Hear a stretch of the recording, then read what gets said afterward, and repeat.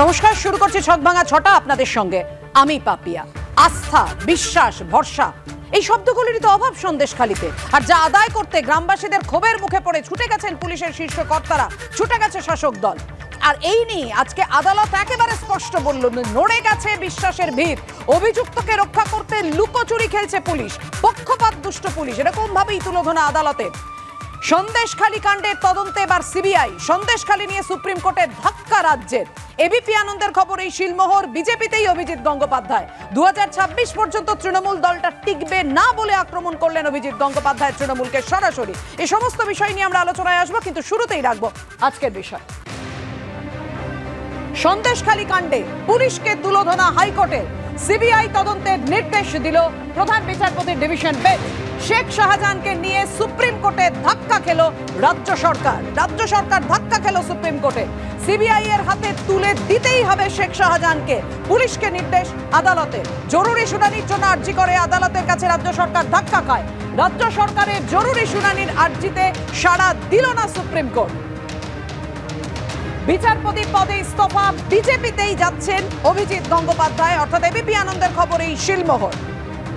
নাম না করে অভিষেককে তালপাতার সেপাই বলে আক্রমণ করলেন অভিজিৎ গঙ্গোপাধ্যায়। যদিও পাল্টা আক্রমণ করেছেন অভিষেক বন্দ্যোপাধ্যায়, অবশ্যই সেটা আপনাদের সামনে রাখবো।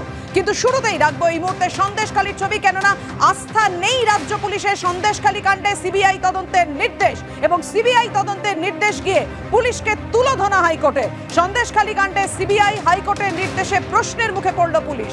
পুলিশ পক্ষপাত দুষ্ট, অভিযুক্তকে রক্ষা করতে লুকোচুরি খেলেছে। অভিযুক্ত রাজনৈতিকভাবে অত্যন্ত প্রভাবশালী। অভিযুক্তকে দেখিয়ে দিয়েছেন সুযোগ পেলে তদন্তকে প্রভাবিত করতে পারেন। অভিযুক্ত দেখিয়ে দিয়েছেন পুলিশের হাতে তদন্ত থাকলে প্রভাবিত করতে পারেন। এভাবেই তুলোধনা পুলিশকে হাইকোর্টে।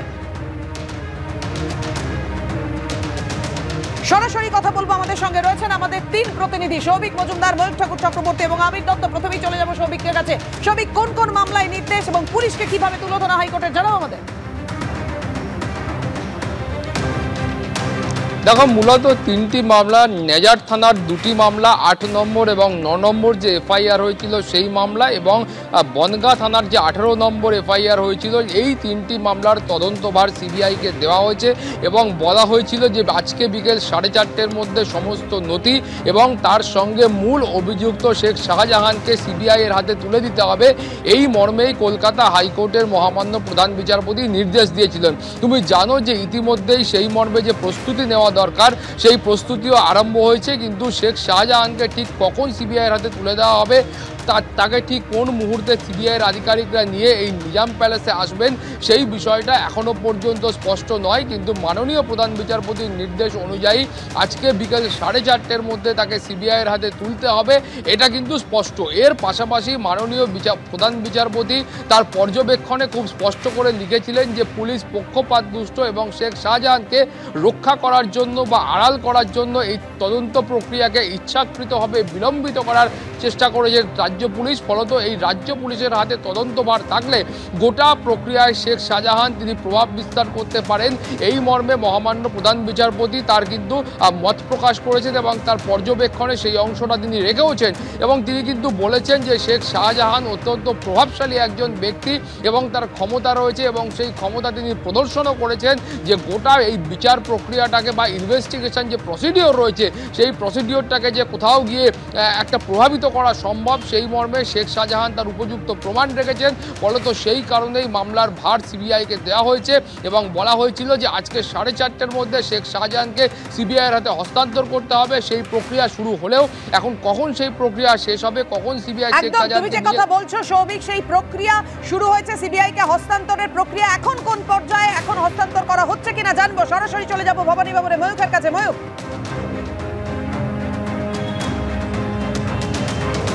দেখো, প্রায় 1 ঘন্টার কাছাকাছি হয়ে গেছে। দুজন সিবিআই অফিসিয়ালস প্রথমে আসেন। মহামান্য কলকাতা হাইকোর্টের প্রধান বিচারপতি তিনি নির্দেশ দেন যে সন্দেশখালীর তদন্ত এখন থেকে সিবিআই করবে।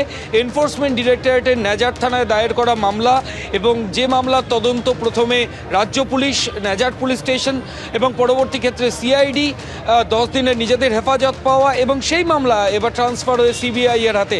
এবং সেই মামলাতেই আজকে কলকাতা হাইকোর্টের প্রধান বিচারপতি বলেন যে 4:30-র মধ্যে শেখ শাহজাহানের এই হ্যান্ডওভার প্রক্রিয়া শুরু করতে হবে। আমি আমাদের ক্যামেরা পার্সন দিব্যেন্দু সিংহকে বলবো দেখানোর জন্য।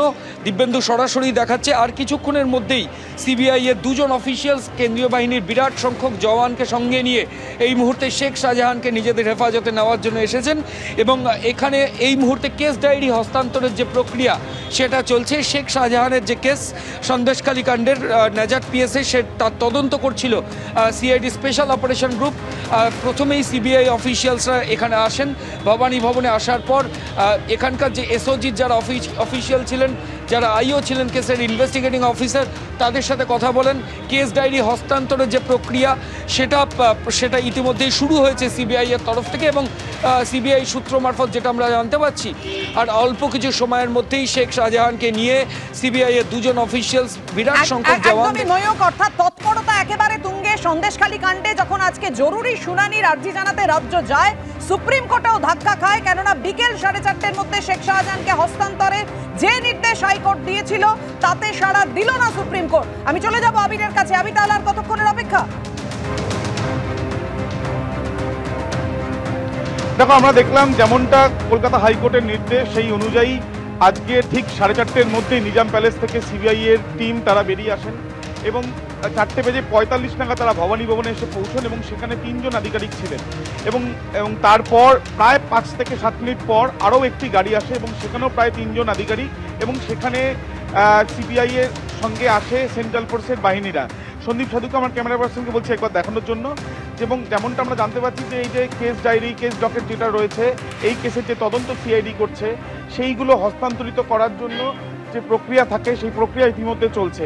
সিবিআই এর তরফ থেকে কোনো খামতি রাখা হচ্ছে না যাতে এই শেখ শাহজাহানকে নিয়ে যাওয়ার সময় যাতে কোনো রকম কোনো অপ্রীতিকর ঘটনা না ঘটে, তাই জন্য অতিরিক্ত বাহিনী এবং অতিরিক্ত ফোর্সও তারা কিন্তু এখানে মোতায়েনে রেখেছেন বা সঙ্গে করে নিয়ে এসছেন। এবং এই যে সিবিআই এর যারা আধিকারিকরা এসেছেন তাদের মধ্যে তাৎপর্যপূর্ণভাবে আমরা যেটা দেখলাম যে গরু পাচারের যিনি আইও অর্থাৎ অনুব্রত মণ্ডলকে গ্রেপ্তারির সময় যিনি উপস্থিত ছিলেন সেই অফিসারও কিন্তু এখানে এসছেন এবং তিনিও এই অন্যান্য আধিকারিকদের সঙ্গে ডিএসপি লেভেলের আধিকারিক তারা ভবানী ভবনের ভেতরে রয়েছেন, যেখানে এখন সিআইডির আধিকারিকদের সঙ্গে তাদের কথা হচ্ছে এবং হাইকোর্টের যে নির্দেশ সেই নির্দেশের মতনই আর কিছুক্ষণের মধ্যেই সম্ভবত যেটা জানা যাচ্ছে যে শেখ শাহজাহানকে বার করে নিয়ে আসা হবে। সেই ক্ষেত্রে আমাদের সেদিকে নজর থাকবে, আমরা তোমাদের সঙ্গে যোগাযোগ করব, তোমরা আমাদের সঙ্গে থাকো। আমি এখানেই মৃত্যুঞ্জয়ের কাছে আসবো। মৃত্যুঞ্জয়, পুলিশ পক্ষপাত দুষ্ট, অভিযুক্তকে রক্ষা করতে লুকোচুরি খেলেছে। গোটা দেশ জুড়ে যখন সমালোচনা চলছে পুলিশ কেন শেখ শাহজাহানকে গ্রেফতার করতে পারছে না, হাইকোর্টের আজকের মন্তব্য পুলিশকে একেবারে রীতিমতো তুলোধনা। পুলিশ পক্ষপাত দুষ্ট আর পুলিশই শেখ শাহজাহানকে খুঁজে বার করছে, পুলিশই গ্রেফতার করছে। কি বলছো? মানে সন্দেশখালী থেকে মেরে কেটে 30 কিলোমিটার, সেই 30 কিলোমিটার দূরে 56 দিন ধরে যা নাগালি পাচ্ছিল না শেখ শাহজাহান। এবং না এডিজি দক্ষিণবঙ্গ যুক্তি দেখাচ্ছিলেন কি যে না আদালতের স্থগিতাদেশ রয়েছে, গ্রেফতারির ক্ষেত্রে আইনি বাধা ছিল, সেটা যখন আদালত স্পষ্ট করে দিল 24 ঘন্টার মধ্যে পুলিশ খুঁজে পেয়ে গেল। স্পষ্ট করে দেওয়ার পরে তো আমরা তো করেছি, আদালত স্পষ্ট করে দেওয়ার পরে 72 ঘন্টার মধ্যে অ্যারেস্ট করা হয়েছে। আদালত তো তখন এই কথাও বলেছিল সিবিআইডিরও বাধা নেই। তাহলে যদি সিবিআইডিও তো 30 কিলোমিটার দূরে কলকাতা থেকে পায়নি, যেই সিবিআইয়ের ওপরে আজকে ভরসা করা হচ্ছে, সারা ভারতবর্ষ জুড়ে ভরসা করা হচ্ছে, সেই সিবিআই কটা কেস এখনো অবধি কনভিক্টেড করতে পেরেছে, ইডি কটা করবে? আর তার মানে কি সিবিআই আর ইডিতেও কি অকর্মণ্য অফিসাররা বসেছিল যারা শাহজাহানকে 56 দিন ধরে অ্যারেস্ট করতে পারেনি? আরে অ্যারেস্টটা তো পশ্চিমবঙ্গ পুলিশই করেছে, অ্যারেস্টটা তো পশ্চিমবঙ্গ পুলিশের অফিসাররা দক্ষ বলেই করেছে। আমরা এই সিবিআই ইডির ওপরে তো সারা ভারতবর্ষ মানুষ দেখছে, বাংলার মানুষ দেখছে, সারদা থেকে নারদা। সিবিআই এখনো অবধি কোন কেসটাকে গুটিয়ে নিয়ে আসতে পেরেছে? 12 বছর ধরে 13 বছর ধরে একটা কেস চলছে, সেই কেসে এখনো অবধি গুটিয়ে নেওয়া হচ্ছে না। হিমন্ত বিশ্ব শর্মা সারদার প্রথমে নাম ছিল, সেই হিমন্ত বিশ্ব শর্মা আমি তরুণজ্যোতির কাছে আসবো। আজকে মাননীয় বিচারপতিকে মন্তব্য করতে হচ্ছে যে মানুষের ভিত নড়ে গেছে, বিশ্বাসের ভিত নড়ে গেছে, ভরসা থাকছে না। সিবিআই কে দেওয়ার জন্য এর থেকে উপযুক্ত মামলা হতে পারে না। পুরো জাজমেন্ট আমি পড়ছিলাম, এটা অদ্ভুত জিনিস। আমাদের পুলিশ অত্যন্ত স্পিডি, অত্যন্ত ভালো কাজ করেছে। 56 দিনে তারা 30 কিলোমিটার গিয়ে ধরতে পেরেছে। প্রতি ঘন্টায় হিসাব করলে তারা 22.32 মিটার করে এগিয়েছে। শামুকের গতিকেও হার মানায় এরা। দেখো, এটা অদ্ভুত জিনিস। এই 12 বছরে না অনেক কিছু দেখলাম। এই শিল্প তাড়িয়ে, মানুষ মেরে উড়ল জয়ের ফানুষ। 12 বছরের সেরা যাত্রাপালা মা মাটি মানুষ। কেন বলছি? শাহজাহান আজকে তদন্তভার গেছে সিবিআইয়ের কাছে, সেটাকে চ্যালেঞ্জ করে কে যাচ্ছে? শাহজাহান যায়নি, কিন্তু গেছে রাজ্য সরকার, আইনজীবীকে কংগ্রেসের অভিষেক মনু সিংভি। কংগ্রেসের অভিষেক মনু সিংভি রাজ্যের হয়ে আবেদন করছে সুপ্রিম কোর্টে গিয়ে যাতে শাহজাহানকে সিবিআইয়ের আন্ডারে দেওয়া না হয়। আমাদের ট্যাক্সের টাকায় অভিষেক মনু সিংভিকে টাকা দেওয়া হচ্ছে যাতে শাহজাহানকে বাঁচানো যায়। শাহজাহান যখন অ্যারেস্ট হলো আমরা দেখলাম তোমার টিভির পর্দায় কীভাবে ঢুকছে, তার বডি ল্যাঙ্গুয়েজ দেখলাম। অ্যাজ ইফ যে পুলিশ অফিসার যারা ছিল ওই থানার পার্টিকুলার যে আইসি যিনি ছিলেন তিনি অ্যাজ ইফ তার বডিগার্ড। শাহজাহান এরকম রেলাসে একদম কোট ফোট নিয়ে আঙুল ফাঙুল নাড়াতে নাড়াতে ঢুকছে, পিছনে তারা গুটি গুটি পায়ে ধরে যাচ্ছে। অনুব্রত মণ্ডলের কথা আমরা ভুলে যাইনি। এক্স্যাক্টলি, দিল্লি যাওয়া আটকাতে পুলিশ কি করেছিল? সাহস হয়নি। আমি আবার বলছি, আমাদের ট্যাক্সের টাকায় এই শাহজাহানদের রক্ষা করতে রাজ্য সরকার যাচ্ছে সুপ্রিম কোর্টে। অধিকার কে দিয়েছে? কে শাহজাহান? চোর, একজন রেপিস্ট, একজন ল্যান্ড গ্র্যাবার, তাকে রক্ষা করতে যাচ্ছে। বলছি যে আমরা তো ওই বডি ল্যাঙ্গুয়েজও দেখেছি যে নারদায় হাত পেতে টাকা নিয়ে তার বডি ল্যাঙ্গুয়েজ, আমরা তো পাপিয়া, আমরা তো এই অজয় টেনি মিশ্রার ছেলে আশিস মিশ্রা যারা কৃষকদের ওপরে গাড়ি চালিয়ে হত্যা করেছে, বেলে বেরিয়ে আছে, তার বডি ল্যাঙ্গুয়েজ রোজ দেখতে পাচ্ছি। আমরা তো ক্রিকেট ব্যাট নিয়ে পেটানোর জন্য, ক্রিকেট ব্যাট দেখার জন্য শুভেন্দু পশ্চিমবঙ্গের বিরোধী দলনেতা, শুভেন্দু অধিকারী পশ্চিমবঙ্গের বিরোধী দলনেতা, শুভেন্দু অধিকারীর মতো চোর লম্পটদের নিয়ে যারা দলে বিরোধী এখানে আসবো। মৃত্যুঞ্জয়, আবার তুমি সময় পাবে। না না না, তো আসবো আসবো আসবো আসবো ইন্দ্রজিতের কাছে আসবো। ইন্দ্রজিৎ, কোর্ট বলছে, মাননীয় বিচারপতি বলছেন যে অভিযুক্ত দেখিয়ে দিয়েছেন পুলিশের হাতে তদন্ত থাকলে প্রভাবিত করতে পারেন। তোমার নিশ্চয়ই মনে থাকবে একদম প্রথম দিকে যখন আদালত মন্তব্য করলো যে ভীড়তন্ত্র নয়, আইনের শাসন প্রতিষ্ঠা করতে হবে। প্রথম কথা বলি যে শাহজাহান এই যে সন্দেশখালী কাণ্ডের আগেও দেখুন বকটুইতে যখন ঘটনা ঘটেছে তখনও কোর্টের নির্দেশে একই রকম হয়েছিল যে পুলিশের ওপর ভরসা নেই। এগরাতে বিস্ফোরণ হয়েছিল কয়েকদিন আগে, আমরা ভুলে যাই তো মানুষের স্মৃতি। এগরাতে বিস্ফোরণ হয়ে কয়েকজন মারা গেল, তৃণমূল নেতার বাড়িতে বিস্ফোরণ, বাজি তৈরির কারখানা। সেখানেও কিন্তু এলাকার মানুষের অভিজ্ঞতা যে হচ্ছে তদন্তভার পশ্চিমবঙ্গ পুলিশের হাতে যাবে না। আনিস খানের মৃত্যুর ঘটনা, আনিস খানের বাবা নির্দিষ্টভাবে বলছে পশ্চিমবঙ্গ পুলিশের হাতে তদন্ত যাবে না। সন্দেশখালীর মানুষও বলেছে পশ্চিমবঙ্গের পুলিশ তারা হচ্ছে দুষ্কৃতীদের আড়াল করে এবং সেখানে হচ্ছে নির্দিষ্টভাবে যে পুলিশের হাতে তদন্তভার যাবে না। এবং আরেকটা তার বড় প্রমাণ দিল আজকে রাজ্য সরকার নিজে, যে সন্দেশখালী তদন্তভার সিবিআইয়ের হাতে যাবে কি যাবে না তার জন্য রাজ্য সরকার আমাদের ট্যাক্সের টাকায় হচ্ছে সুপ্রিম কোর্টে গেল। আমার একদম নির্দিষ্টভাবে বক্তব্য যে এখানে জঙ্গল রাজ তৈরি হচ্ছে। কিন্তু তার আগে আর একটা বক্তব্য, যে কথা উল্টো দিক থেকে মৃত্যুঞ্জয়রা বলছে যে ইডির অফিসাররা আক্রান্ত হওয়ার 19 দিনের মাথায় বিজেপি সরকারের টনক নড়ল যে শাহজাহানের বিরুদ্ধে নোট পাঠাতে হবে। আর সিবিআই এতদিন সিবিআইও অ্যারেস্ট করতে পারেনি বা কেস তৈরি করতে পারেনি। আসলে তো আমার একদম শেষ মুহূর্তে সন্দেশখালী নিয়ে একটাই বক্তব্য, যে এতদিন সময় দেয়া হলো সমস্ত তথ্য প্রমাণ লোপাট করার জন্য, এবং সেই কাণ্ডটা সচেতনভাবে দিল্লির সরকার এবং রাজ্যের সরকার একসাথে ঘটালো। কিন্তু আমি এর পরের যে কটা দিল্লির সরকার আর রাজ্যের সরকার একসাথে ষড়যন্ত্র করে যদি এই দুষ্কৃতিকে আড়াল করতে চায় তার বিরুদ্ধে বসিরহাট মহকুমা জুড়ে বিশেষত সন্দেশখালীতে লাল ঝান্ডা মানুষের সাথে নিয়ে জনগণের প্রতিরোধ তৃণমূল বিজেপির সেটিং। কিন্তু সিবিআই তদন্তের নির্দেশ দিতে গিয়ে পুলিশকে তুলে ধরা ছত্রে ছত্রে মাননীয় বিচারপতির। আমি অবশ্যই বিষয়টা না না এক সেকেন্ড আমি অবশ্যই এই বিষয়টা নিয়ে আসবো, কিন্তু বারবার আদালতকে হস্তক্ষেপ করতে হচ্ছে, আদালতকে বলতে হচ্ছে আইন নেই, প্রশাসন নেই, স্থানীয় স্তরে আইন শৃঙ্খলা থাকবে না। এই বিষয় নিয়ে তো বারবার সন্দেশখালীর মানুষ তো প্রশ্ন তুলছেন। সন্দেশখালী মামলায় সিবিআই তদন্তের নির্দেশ দিল হাইকোর্ট এবং সুপ্রিম কোর্ট, যে দ্রুত শুনানি, জরুরি শুনানির আর্জি করেছিল রাজ্য, তাতে সাড়াই দিল না। আমি এখানেই আসবো সলিলদার কাছে। সলিলদা, 55 দিন ধরে শেখ শাহজাহানকে গ্রেফতার করতে পারেনি পুলিশ, বলাই যায় কার্যত হাত গুটিয়ে বসেছিল। সেই পুলিশকে আদালত ছত্রে ছত্রে তুলোধনা করলো। ন্যায় বিচারের স্বার্থে স্থানীয়দের গণতান্ত্রিক অধিকার প্রতিষ্ঠার জন্যই সিবিআই। আদালত কি বলতে হচ্ছে? না, আদালত তো এটা পরিলক্ষিত করেছে, দিনের পর দিন আদালত করেছে, সারা রাজ্যবাসী করেছে যে রাজ্য প্রশাসন বা পুলিশ প্রশাসনের কিন্তু বিশ্বাসযোগ্যতা এবং তাদের সততা এবং তাদের পেশাদারিত্ব নিয়ে যথেষ্ট সন্দিগ্ধ আদালত। তার অর্ডারই পরিষ্কার বোঝা যাচ্ছে। প্রাথমিকভাবে কিন্তু আদালত এটা মনে করেছে যে সে তার নিজের কর্তব্য পালন করেনি রাজ্য পুলিশ, কারণ 55 দিন ধরে যে ঘটনা ঘটিয়েছে তার জন্য কোনো উদ্যোগ কিন্তু রাজ্য পুলিশের তরফ থেকে দেখা যায়নি। এবার তোমাকে আমি বলি, গত 7 দিন ধরে সে পুলিশ কাস্টডিতে রয়েছে। কেউ তোমরা জানো যে পুলিশ কাস্টডিতে তার সঙ্গে কি করা হয়েছে, তাকে কি জিজ্ঞাসাবাদ করা হয়েছে, তার স্টেটমেন্ট ভেরিফিকেশন হয়েছে কিনা, তাকে নিয়ে প্লেস অফ অকারেন্সে গেছে কিনা, অপরাধের পুনর্নির্মাণ করার কোনো প্রচেষ্টা হয়েছে কিনা, কিচ্ছু না, জাস্ট সিটিং আইডল, কিচ্ছু করেনি। দিনের পর দিন 7 দিন, 10 দিনের মধ্যে 7 দিন অতিবাহিত হয়ে গেছে। আউট অফ 14 ডেজ 7 দিন পাবে। তাহলে কারণটা হচ্ছে একটাই, সে হচ্ছে একটা জনপ্রতিনিধি এবং একটা পলিটিক্যাল মাফিয়া ডন। ওর নেতৃত্বে ওখানে জমি লুট হয়েছে, ভেরি লুট হয়েছে, আগুন জ্বলেছে, মহিলাদের সম্মান লুট হয়েছে, গ্যাং রেপ হয়েছে, হোয়াট নট, কি হয়নি? তাহলে তাকে ধরতে 55 দিন চলে গেল, 7 দিন পিসি হলো এবং পিসিতে কিন্তু তার এবং আপনি বলছেন তো সলিলদা, আমি একটু বলি, গতকাল ইডি এখানেই সওয়াল করেছিল যে 15 দিন ধরে সিবিআই চাইলেও শেখ শাহজাহানকে হেফাজতে নিতে পারবে না, দিন নষ্ট হবে। দুর্ভাগ্যজনকভাবে হামলার দিন নেজার থানায় প্রথম এফআইআর ইডির বিরুদ্ধে হয়েছিল।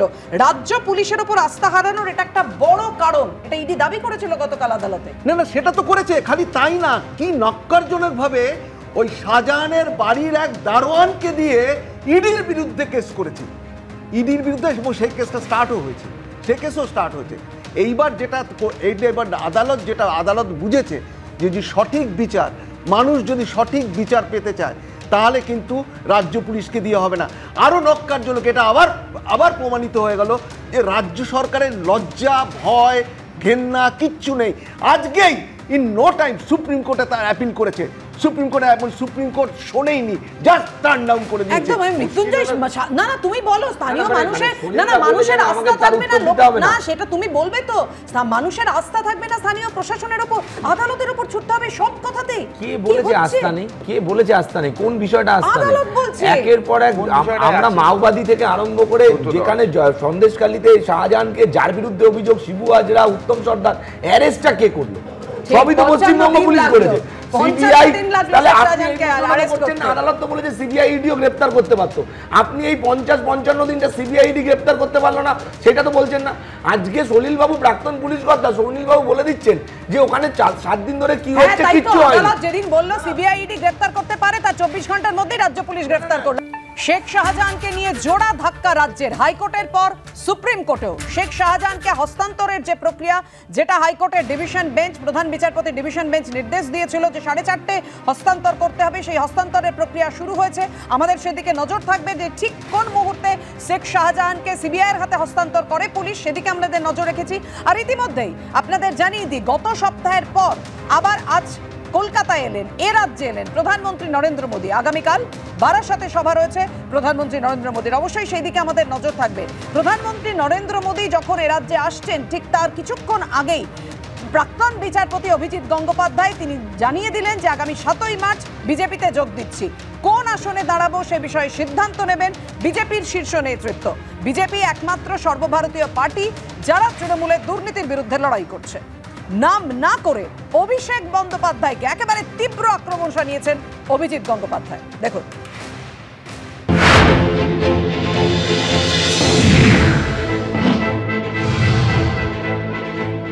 নালদকাণ্ড একটা চক্রান্ত।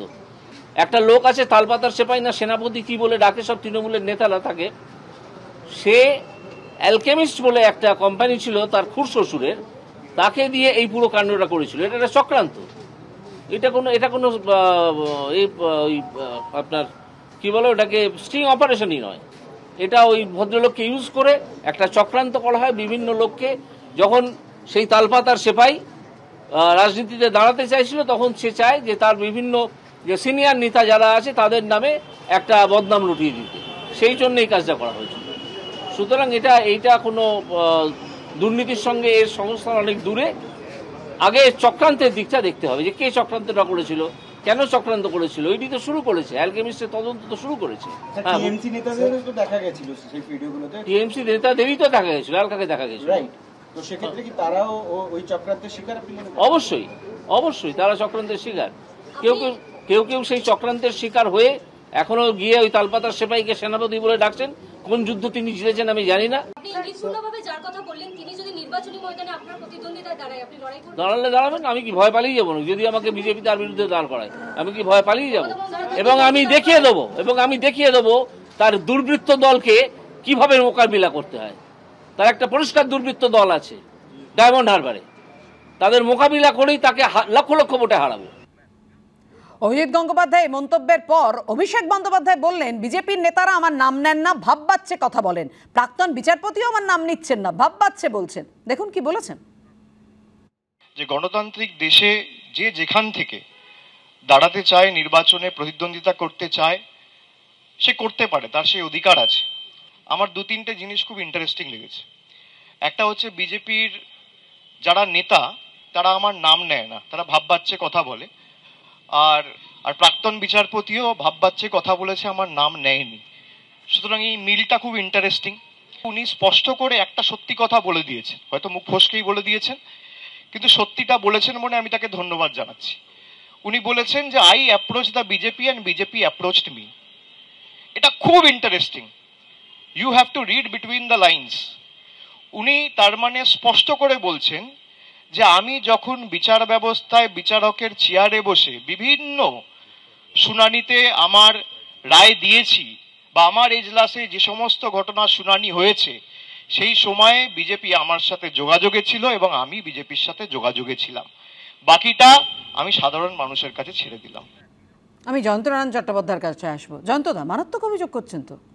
কোন অভিযোগটা মারাত্মক? যে কথাটা লাস্টে বললেন অভিষেক বন্দ্যোপাধ্যায়, না, বিজেপি আমার সঙ্গে যোগাযোগ রেখেছে, আমি বিজেপির সঙ্গে যোগাযোগ রেখেছি এবং বিচার ব্যবস্থা শেষ দিকে যখন রায় ঘোষণা হচ্ছে।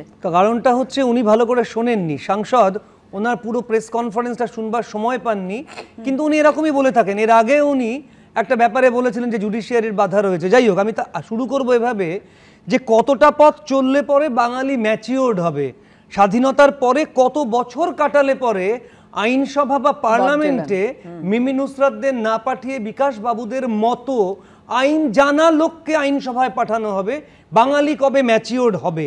144 ধারাকে 177 ধারা বলা অভিনেত্রীদের ওপরে, আর কতদিন 174 ধারা বলা অভিনেত্রীদের ওপরে, আর কতদিন আমরা ভরসা রাখবো? এবার তোমার কথায় উত্তর দিই। যদি প্রেস কনফারেন্সটা উনি শুনতেন তাহলে দেখতেন বলা আছে যে শেষ 7 দিন উনি বসেননি বেঞ্চে এবং এই 7 দিনে উনি ডিসিশন নিয়েছেন কি করবেন। তার মানে এই নয়, ভালো করে শুনে রাখুন আমাদের দর্শক শ্রোতা বন্ধুরা, তার মানে এই নয় যে ওনার সমস্ত রায়ের উপরে প্রশ্নচিহ্ন তোলা যাবে। মনে রাখতে হবে, মহামান্য সুপ্রিম কোর্ট ওনার কোনো রায়কে ছুঁড়ে ফেলে দেননি। অন দি আদার হ্যান্ড, দুটো রায় সম্পর্কে উনি প্রশ্ন তুলেছিলেন, সে দুটো রায় অন্য ঘরে গেলেও একেবারে ওই যাকে বলে তাওয়া থেকে কড়াইয়ের মতো অবস্থা হয়েছিল ওনাদের। মহামান্য হাইকোর্টে কতজনকে ওনারা গালিগালাজ করবেন, একের পর এক আমি জজ সাহেবদের নাম বলে যেতে পারি যেখানে ওনারা কোনো সুযোগ সুবিধা পাননি। শুধু তাই নয়, লক্ষ কোটি টাকা খরচ করে ওনারা সুপ্রিম কোর্ট গেছেন, একটার পর একটা মামলাকে চ্যালেঞ্জ করে সেখান থেকে অব্দি প্রত্যাখ্যাত হয়েছেন। শুধু তাই নয়, আজকে কাকে আপনারা আঙুল তুলছেন? যেখানে উনি দেখিয়ে দিয়েছেন সেখান থেকে দুর্নীতি ঠেলে বেরিয়েছে। অস্বীকার করা যায় একজন মন্ত্রীর বাড়ির খাটের তলা থেকে বা তার বান্ধবীর বাড়ির খাটের তলা থেকে টাকা বেরোলো? অস্বীকার করা যায় যে দুর্নীতির একটা চূড়া দেখা গেছে, হিমশৈলের চূড়া দেখা গেছে, বাকিটা এখনো দেখা যায়নি? কি কৈফিয়ত দেবেন আপনারা একজন নেতা মন্ত্রীর বাড়ি থেকে যখন কোটি কোটি টাকা উদ্ধার হয়েছে? এর কৈফিয়ত কি? আজকে কার দিকে আপনারা আঙুল তুলছেন? এখনো অব্দি তার গায়ে কালিমা আপনারা ছেড়াতে পারেননি। হ্যাঁ, পরে উনি রাজনীতিতে যাবেন, সেখানে কি হবে আমি তার সে বিতর্কে যাব না, কিন্তু এটা ঠিক যে ভালো মানুষের, আইন জানা লোকের আজকে রাজনীতিতে প্রয়োজন আছে। রাজনীতি মানেই যেন রক্তগঙ্গা, রাজনীতি মানেই যেন তেড়ে আসা কুকথার বর্ষণ। তা বাদ দিয়ে আসুন এবার রাজনীতি হোক শিক্ষিত মানুষদের জন্য। আমাদের পূর্বপুরুষরা যখন রাজনীতি করতেন সেরা ছেলেরা আসতেন, আজকে ভালো লোক আসুন না। কলজের জোর উনি দেখিয়েছেন, আজকে জজিয়তি ছেড়ে একজনের চ্যালেঞ্জকে উনি অ্যাকসেপ্ট করে নেমে এসেছেন ময়দানে সাধারণ মানুষের ভালো করবেন বলে। এটাকে আমি খারাপ বলবো? কেন বলবো? এখনো অবধি তো মনে হয় না উনি এমন কিছু করেছেন যার জন্য ওনাকে খিস্তি খেউর করতে হবে। হ্যাঁ, জুডিশিয়ারি অনেক আগে কন্টেম্প ইস্যু করতে পারতো একের পর এক লোকের বিরুদ্ধে, বিভিন্ন চ্যানেলে তারা খিস্তি খেউর করে গেছেন বিচার ব্যবস্থা সম্পর্কে, নাম ধরে ধরে খিস্তি খেউর করেছেন। মাননীয় বিচারপতিদের ঘরে পোস্টার পড়েছে, বিচারপতিদের দরজা আটকানো হয়েছে। জুডিশিয়ারির উপরে এরকম আক্রমণ ভারতবর্ষ ভ্রমণেও দেখা যাবে না, আর গত 34 বছর ভ্রমণেও দেখা যাবে না। আর যেটা বলেছেন যে তৃণমূল ভেতরে ভেতরে ভাঙছে, এই দল আর বেশি দিন নেই। আমার ধারণা 2009 সিপিএম এর যে অবস্থা হয়েছিল 2024-এ তৃণমূলের সেই অবস্থা হবে। দেখুন কি বলেছেন। তারা কেন ক্ষোভে ফুঁসছেন এতদিন বাদে এবং কেন দল ছাড়ছেন সেটা আপনারা খোঁজ নিয়ে দেখুন। এক্ষুনি মন্তব্য করার কিছু নেই, তারা নিশ্চয়ই কিছু বলবেন কেন ছাড়ছেন দল। তবে আমি যেটা বুঝতে পারছি যে তৃণমূল কিন্তু ভেতর ভেতর ভেঙে পড়ছে। এই তৃণমূল দল আর সেদিন পশ্চিমবঙ্গে নেই।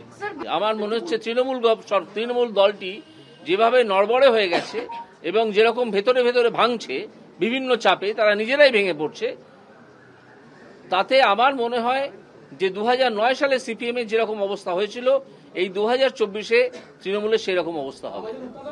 2026 পর্যন্ত তৃণমূল দলটা টিকবে না বলছেন প্রাক্তন বিচারপতি মৃত্যুঞ্জয়। প্রথম কথা, উনি তো বিচারপতি আসনে বসে জয়ন্তবাবু যতই ওনাকে ডিফেন্ড করার চেষ্টা, আমি কাউকে ডিফেন্ড করছি না। আপনার বেলা আমি বলিনি, আপনি নাম করে বললেন ভাই, ঠিক আছে আপনি জয়ন্তবাবুর কথা বলতেন না, আপনি আমার কথা বললে আমাকে তো বলতেই হবে। তাহলে আপনি বলুন, আপনাদের কাছ থেকে শিখেছি, আরে আপনি আমার নাম করে বলবেন কেন? প্রথম কথা হলো যে যতই যে যাকে ডিফেন্ড করুক, এখানে পরিষ্কার যে উনি বিচারপতির আসনে বসেই বিজেপির সাথে যোগাযোগ করেছিল, এক। দ্বিতীয় কথা হলো যে এই অভিজিৎ বাবু, আমরা যে বারবার আমরা তো উনি নিজে আজকে বলে দিয়েছেন যে আমি বিজেপির কাছে গেছি বা বিজেপি আমাকে অ্যাপ্রোচ করেছে, তো পরিষ্কার এ কে কার সাথে কাকে অ্যাপ্রোচ করেছে, কে আগে করুক কে পরে করুক, উনি ছুটি নিয়ে করুক, উনি বিচারপতি থাকাকালীন এই যোগাযোগটা করেছে, এক। দ্বিতীয় কথা, আমরা মুখপাত্ররা বারবার চ্যানেলে এসে বলছিলাম যে উনি পক্ষপাত দুষ্ট, ওনার বারবার একের পর এক রায় ডিভিশন বেঞ্চে সুপ্রিম কোর্টে খারিজ হয়ে গেছে, আমরা তো বলেছি আমরা। দ্বিতীয় কথা হলো যে উনি বলছিলেন, জয়ন্তবাবু বলছিলেন যে আইনসভায় আইন জানা মানুষরা যায়, তৃণমূল কংগ্রেসের কল্যাণ বন্দ্যোপাধ্যায় নেই, কল্যাণ বন্দ্যোপাধ্যায় যায়নি, উনি জানেন না। আজকে অভিজিৎ গঙ্গোপাধ্যায় 32,000 শিক্ষকের চাকরি জানো না,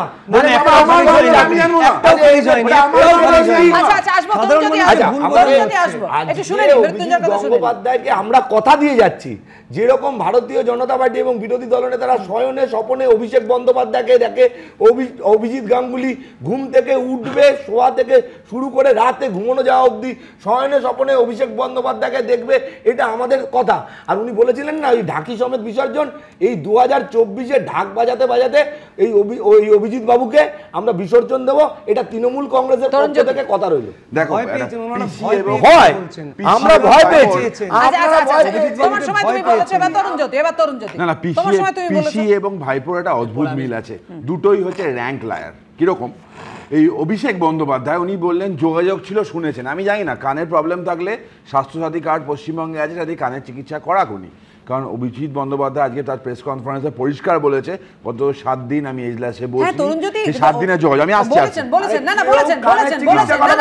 মাথার চিকিৎসা করা, স্বাস্থ্যসাথীর কার্ডের মাধ্যমে মাথার চিকিৎসাটা করা, মাথার চিকিৎসাটা করাতে হবে।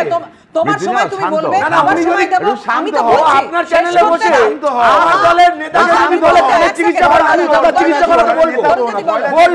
প্লিজ কয়লা চোখে নেতা বলো না, হ্যাঁ আচ্ছা শোনো, তোমাদের কয়লা চোরু বালি ডাকাত সব তোমাদের দলে, তোমাদের তৃণমূলের বিরোধী দলনেতা করে বাচ্চা লাগে না, ডাকাতদের নিয়ে দল করেছে, বড় কথা না। শোনো এবার আজকে কথা হচ্ছে এই যে কটা রায় অভিজিৎ বন্দ্যোপাধ্যায়ের, আমি এটা জানতে চাই, তৃণমূল কংগ্রেসের মুখপাত্রদের কাছে জানতে চাই, অভিজিৎ বন্দ্যোপাধ্যায় সিবিআই নির্দেশ যে কটা দিয়েছিল সব কটাকে নিয়ে চ্যালেঞ্জ করে সুপ্রিম কোর্ট পর্যন্ত গেছিল, দামি দামি অ্যাডভোকেট দিয়েছে আমাদের ট্যাক্সের টাকায়, কোন রায়টা খারিজ হয়েছে? অভিষেক বন্দ্যোপাধ্যায় বললো তাকে অব্যাহতি দেওয়া হোক, কোনটা খারিজ হয়েছে? অভিজিৎ গঙ্গোপাধ্যায় যে রায়গুলো ছিল সেই রায়গুলো কিছু রায় আপহেল্ড হয়েছে, কিছু রায় স্টে হয়েছে। স্টে হওয়া মানে কিন্তু খারিজ হওয়া নয়, হিয়ারিং চলছে। এবার আজকে নারদা নিয়ে একটা কথা আসলো, আমি তোমাদের এই আনন্দবাজারের ডিজিটাল একটা ভার্সন লেখা ছিল, আমি বলছি নারদা নিয়ে যখন প্রশ্ন করা হয়েছিল, শুভেন্দুদা বলা হয়েছিল ওটা কয়লাচর ভাইপোর একটা মানে নাটক ছিল। সেটা দিয়ে ববি হাকিমকে যখন জিজ্ঞেস করা হয়েছিল, তোমাদের পাবলিশ হয়েছিল 27 আগস্ট 2022, একটু দেখে নিও, ওখানে লেখা ছিল ওই কেসে কি হয়েছিল তা বিরোধী দলনেতা অলরেডি বলে দিয়েছে। এবার আসছে বিরুদ্ধে তরুণ লড়াই করবে, সুরেশ অধিকারীকে পাশে বসিয়ে দুর্নীতির বিরুদ্ধে লড়াই করবে। শেষ করতে দাও না, আরে তাহলে শেষ করুন, বুঝবল অজিত বাবারকে পাশে বসিয়ে দুর্নীতির বিরুদ্ধে লড়াই করবে। সোনার অভ্যাস, আরে আগে বলো না, সোনার অভ্যাস না, দুর্নীতির বিরুদ্ধে লড়াই কথা বলে একটু ফ্যাক্ট আগে বলো। আরে আরে ফ্যাক্ট অজিত বাবার নারায়ণনাথের পাশে থাকবে, উনি দুর্নীতির বিরুদ্ধে লড়াই করবে। দেওয়া হলে বলতে দাও হলে মৃত্যুঞ্জয় আসবো তরুণজ্যোতি বলেনি আসবো। অভিজিৎ গঙ্গোপাধ্যায় কেন তিনি বিজেপিতে গেলেন, কেন সিপিএম বা কংগ্রেসে নয়? অভিজিৎ গঙ্গোপাধ্যায় বললেন ধর্মে বিশ্বাস করি, ঈশ্বরে বিশ্বাস করি, তাই সিপিএম এ যোগ দিইনি। আর কংগ্রেস একটি পারিবারিক জমিদারের দল, সেখানে যাওয়ার প্রশ্নই নেই, মানে চোরাশোরে আক্রমণ শানিয়েছেন। ইন্দ্রজিৎ, প্রথম কথা বলি যে অভিজিৎ গঙ্গোপাধ্যায় প্রাক্তন বিচারপতি যে রায়গুলো দিয়েছেন সেই রায়গুলো ওই রায় না দিয়ে অন্য রায় দিতে পারতেন। হ্যাঁ, কিন্তু বিকাশ রঞ্জন ভট্টাচার্য বলবে পায়ের কাছে বসে আমি আইন শিখেছি, তাকে গত বছর আন্তর্জাতিক বইমেলাতে দেখাও গিয়েছিল তোমাদের বাম সংগঠনের একটি মুখপত্রের স্টলে, কান্তি গাঙ্গুলি পাশে, বিকাশ রঞ্জন ভট্টাচার্য অন্য একটি অনুষ্ঠানেও দেখা গেছে। কিন্তু বিজেপিতে থেকেই লড়াই করতে পারে তৃণমূলের বিরুদ্ধে, এবং সেটা দুর্নীতির বিরুদ্ধে লড়াই হবে না। প্রথম কথা যেটা বলি যে এই যে দুর্নীতির বিরুদ্ধে লড়াইটা, আজকে চাকরি প্রার্থীদের লড়াই, আজকে ধর্মতলা জুড়ে যে চাকরি প্রার্থীরা বসে আছে তাদের জাস্টিস পাওয়া, তাদের চাকরি পাওয়ার জন্য উনি আশার আলো জাগিয়েছিলেন। কিন্তু এটা ভুলে গেলে চলবে না যে দুর্নীতি যখন হয়েছে সেই রাস্তার লড়াইটা সাথে সাথে তারপর আদালতের লড়াই হয়েছে। আমরা বিশ্বাস করি যে শুধুমাত্র আদালতের লড়াই নয়, রাস্তার লড়াইটাও এই দুর্নীতির বিরুদ্ধে আন্দোলনের একটা পার্ট, যে পার্টটা আমার পার্টির নেতৃত্বে বা আমার ব্যক্তিগত উদ্যোগে বা সমস্তটা আমরা রেগুলার করি। 2 নম্বর কথা, যে রায়গুলো অভিজিৎ গাঙ্গুলি দিয়েছেন সেই রায়ের জন্য সাপোর্টিং ডকুমেন্টস, মানে সাদা খাতা থেকে শুরু করে তার ডকুমেন্টগুলো এই যে চাকরি প্রার্থীরা বা এই আন্দোলনকারীরা আইনজীবীদের হাতে তুলে দিয়েছেন, আইনজীবীরা ওনাকে প্লেস করেছেন, তার ভিত্তিতে উনি রায় দিয়েছেন। ফলে উনি যে রায় দিয়েছেন সেই রায়গুলো উনি না থাকলে অন্য জাজ থাকলেও তাকে দিতে হতো। হ্যাঁ, উনি মেরুদণ্ড সোজা করে সে কথাটা বলেছেন। তৃতীয় বিষয় যেটা হচ্ছে, আমার যেটা ব্যক্তিগতভাবে যেটা মনে হয়েছে যে উনি রাজনীতির ময়দানে এসে দুর্নীতির বিরুদ্ধে লড়াই করার জন্য অনেকের কাছে অনেক কথা বলেছেন, কিন্তু দুর্নীতির বিরুদ্ধে লড়াইটা আমরা ধারাবাহিকভাবে করে যাচ্ছি। ফলে অনেক আমি শেষ করি কিন্তু আমার যেটা ব্যক্তিগতভাবে বিশ্বাস যে দলের সঙ্গে উনি গেলেন সেই দলে ওনার মতো লোক বেশি দিন থাকতে পারবেন না। যারা দুর্নীতি করবেন না তাদের আহ্বান জানাবো। এটা তো ঠিকই তো, আজকে রাজনীতির ময়দানে যারা দুর্নীতিগ্রস্ত দল, এটা নিয়ে কোনো তোমার দুষ্কৃতিতে ভর্তি। সুতরাং এটা ঠিকই, আজকে ভালো মানুষ, ভদ্রলোক, শিক্ষিত এবং কালচারাল লোকের অভাব প্রচণ্ড। উনি সেটা সঠিকভাবে উনি আহ্বান করেছেন। আজকে ভালো মানুষরা আপনারা আসুন, ভালো মানুষরা এসে যে সমস্ত দুষ্কৃতি যারা এখন রেইন অফ টেরার করছে সারা পশ্চিম বাংলাকে, সেটাকে বিজেপিতে দিয়ে হবে। বিজেপির নামে দুর্নীতি নেই, আমি কোনো পার্টির কথা বলছি না। উনি বিজেপিতে গেলেন, মানুষ চায় দুর্নীতি দূর হোক গোটা দেশ থেকে। কাল বারাসাতে সভা, আজই কলকাতায় এলেন প্রধানমন্ত্রী। গত সপ্তাহের পর ভুবনেশ্বর থেকে কলকাতায় এসছেন আজকে প্রধানমন্ত্রী। কাল একাধিক প্রকল্পের উদ্বোধন করবেন তিনি এবং বারাসাতে জনসভা করবেন। সেই মুহূর্তের ছবি আপনাদের সামনে রেখেছি, যখন রাজ্যে এলেন প্রধানমন্ত্রী গত সপ্তাহের পর, আবার এই সপ্তাহে।